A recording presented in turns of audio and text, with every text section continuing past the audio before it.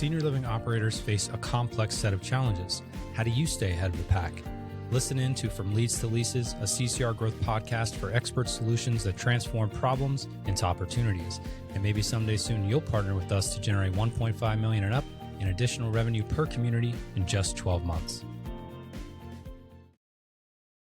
Hey everyone, welcome back to From Leads to Leases, where we peel back the layers of the senior living industry to explore the trends, the challenges, and solutions shaping our world. I'm Jerry Vinci, CEO of CCR Growth, here to guide you through these explorations. And today we're delving into a topic close to my heart: embracing extended golden years, addressing long-term care in an age of increasing senior longevity. So we're witnessing a remarkable era where advancements in healthcare and wellness are extending our lifespans like never before. The baby boomer generation is at the forefront of this shift, experiencing life expectancy rates that past generations might have only dreamed of. Lifespan of older adults has increased and continues to increase in ways we've never seen in the history of mankind. In the early 1900s, the average expectancy of a newborn was only 32 years of age, and by 2021, that doubled to 71 years.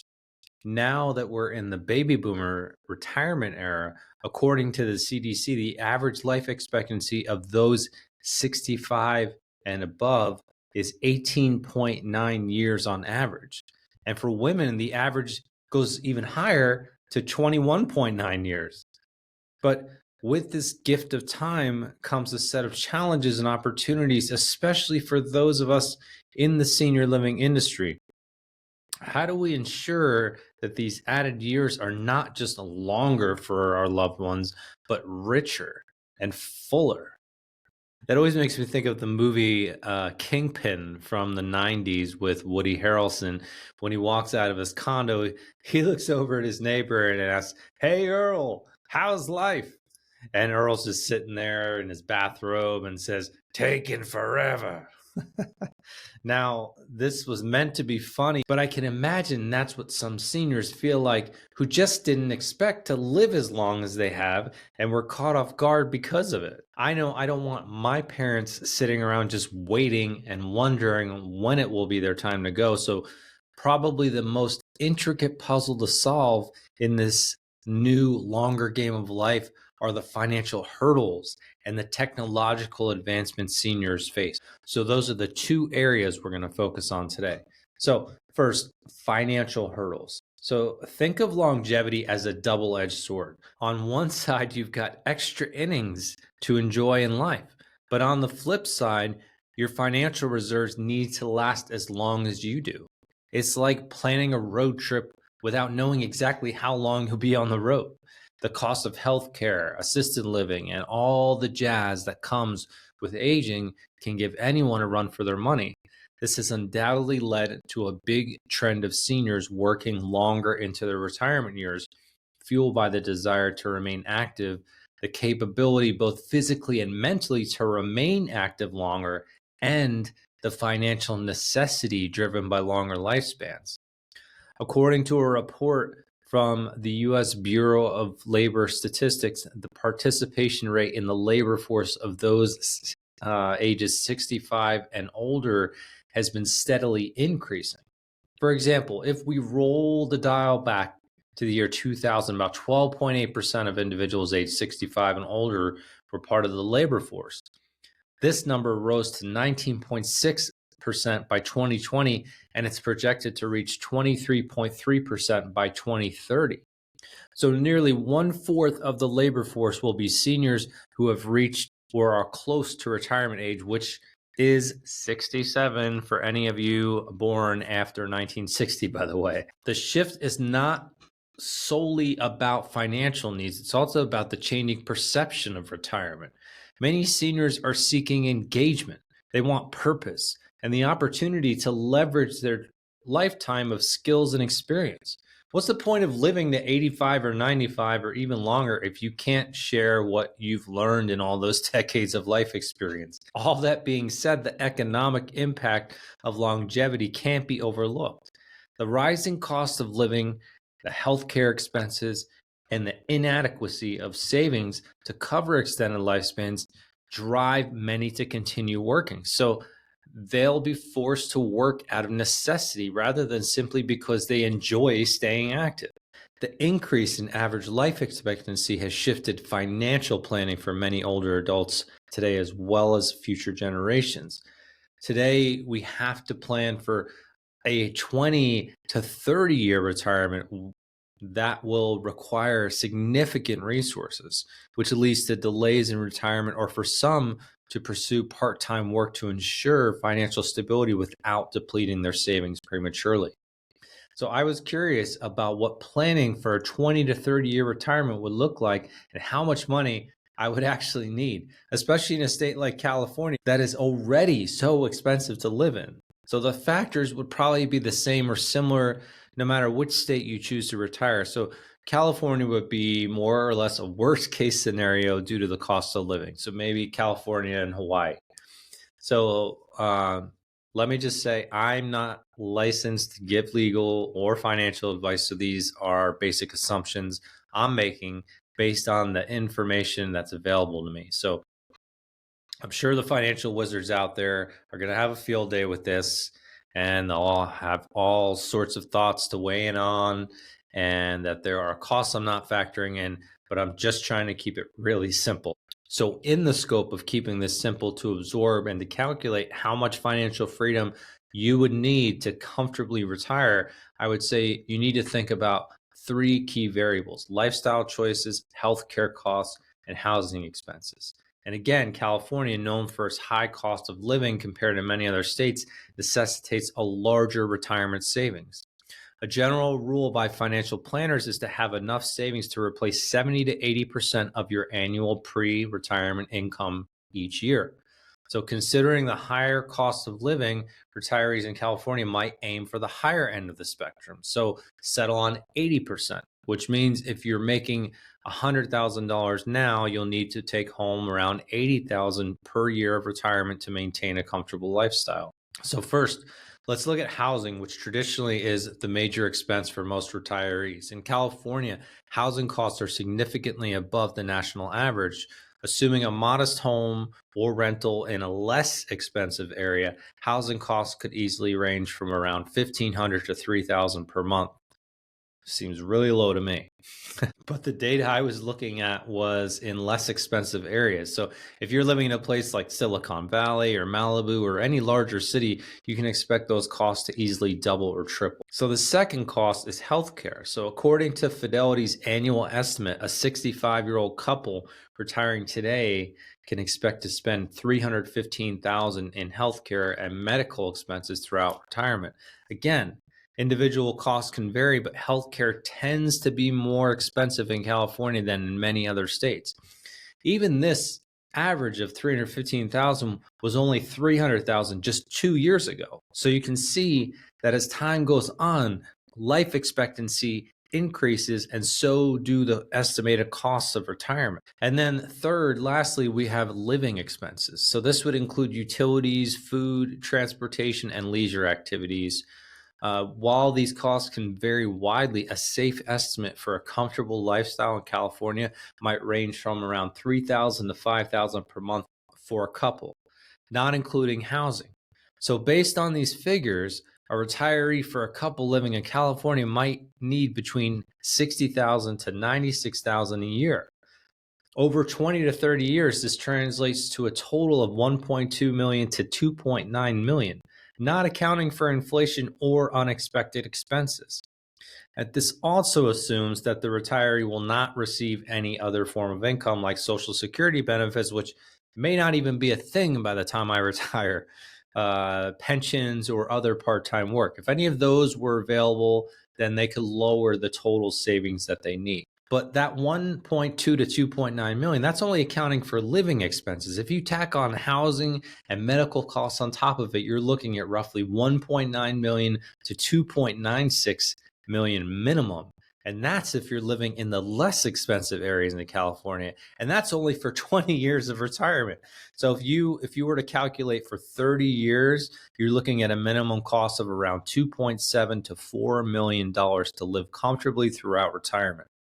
So without a shadow of a doubt, given the uncertainty of life expectancy into the future, it's always best to plan for a longer retirement, which makes overcoming the financial hurdles of longevity the primary concern for older adults today and into the future.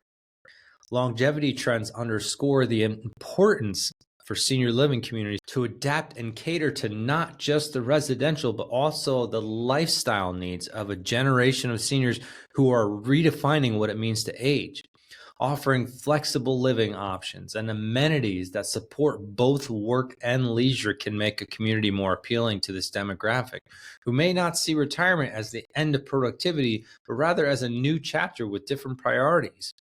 Moving into a senior community may not even mean retirement any longer. So our thoughts around senior living being only part of a healthcare industry is quickly shifting to both healthcare and lifestyle.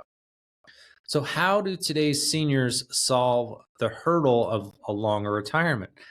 Savvy financial planning, sure, but also looking at simplifying their lives without sacrificing what they love. This is where you, the community marketer, must come into the picture.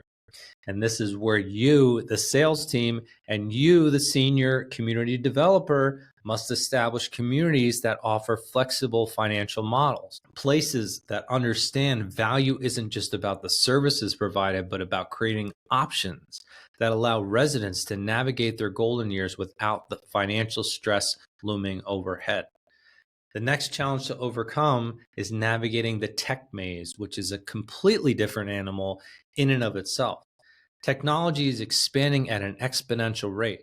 I was born in the late 70s, so cell phones were barely even a thing. Only the richest of the rich had a car phone, and you were lucky if you had more than a few channels of television to watch.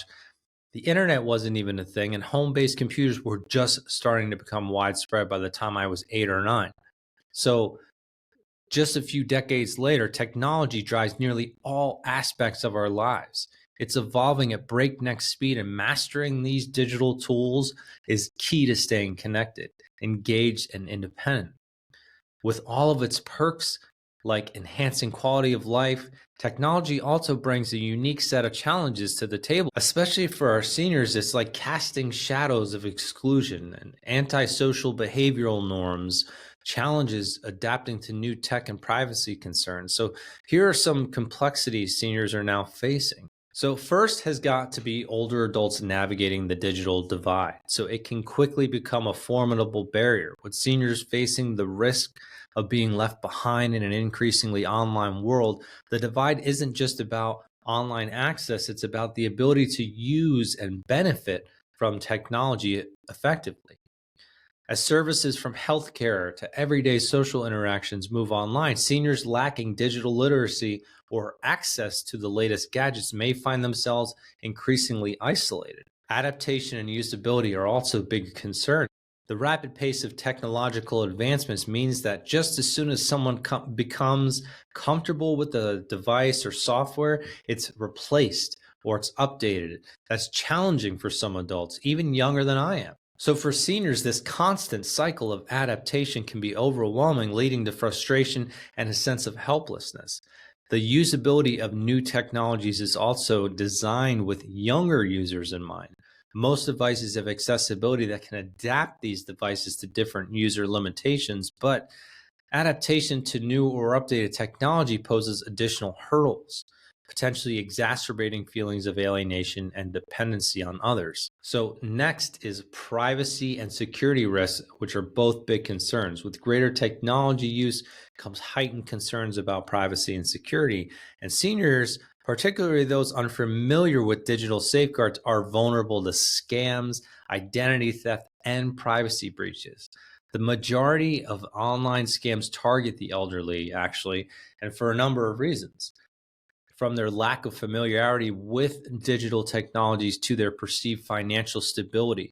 The challenge is twofold: protecting themselves in a digital world, and two, their assets and the ethical implications of technologies like trackers or monitoring devices used for their safety, but which raise serious privacy concerns. Then we have healthcare technology gaps. While telehealth and wearable health technologies offer advancements in healthcare access and monitoring, they also introduce disparities. Seniors who are less tech savvy or can't afford these technologies face gaps in healthcare access and quality. Additionally, the personal nature of digital healthcare can detract from the human connection that is especially crucial for seniors, who more often crave connection, impacting their overall healthcare experience. So, seniors without the means to acquire and adopt technology in the same ways fall even further behind. Lastly, there's the challenge of relevance. As new technologies redefine how we work, communicate, and entertain ourselves, there's a risk that seniors' knowledge and experience becomes viewed as less relevant.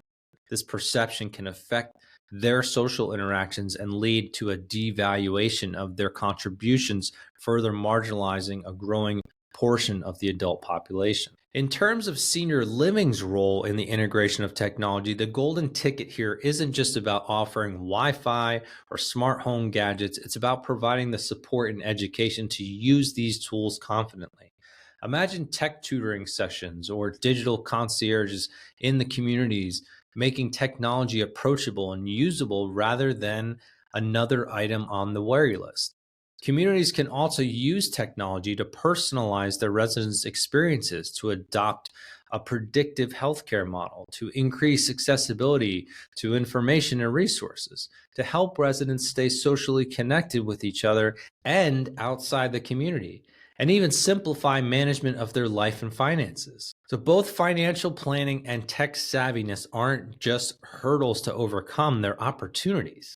Opportunities for senior living communities to step up, offer solutions, and redefine what it means to age gracefully in the 21st century. It's about creating environments where longevity is celebrated, where financial and digital literacy are part of the package, ensuring every resident not only lives longer, but lives better. As we think about the future, consider this. By 2030, 1 in 5 Americans will be over 65. This demographic shift isn't just a statistic, it's a call for us to rethink and reshape our offerings to meet the evolving needs of seniors. The key has got to be personalization. Tailoring your services and interactions to the individual preferences and needs of your residents will be critical. So, wrapping this up, it's clear that the senior living landscape is evolving rapidly. As leaders in senior living, it's both your privilege and responsibility to ensure that these extra years are filled with joy, with purpose, and with community.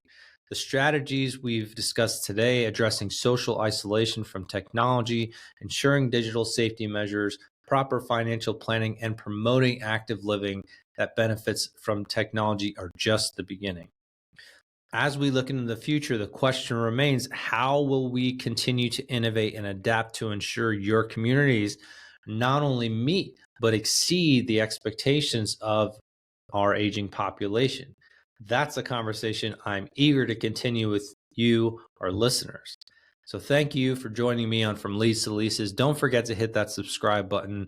I'm Jerry Vinci, reminding you that in senior living, your goal isn't just to add years to life, but to add life to the years of your residents. Let's keep pushing the boundaries, creating communities where every senior has the opportunity to live their extended golden years to the fullest. Stay tuned for more insights, strategies, and stories from the forefront of senior living. Together, we're not just shaping the future of senior living, we're defining it. Until next time, lead with strategy and with heart. Chat with you again soon. Thanks for tuning in. Explore more at ccrgrowth.com. At CCR Growth, we've developed the Senior Growth Innovation Suite to unlock an additional $1.5 million and up in revenue per senior living community within a year. We specialize in generating quality leads, expediting sales, and reducing acquisition costs. Let's connect soon.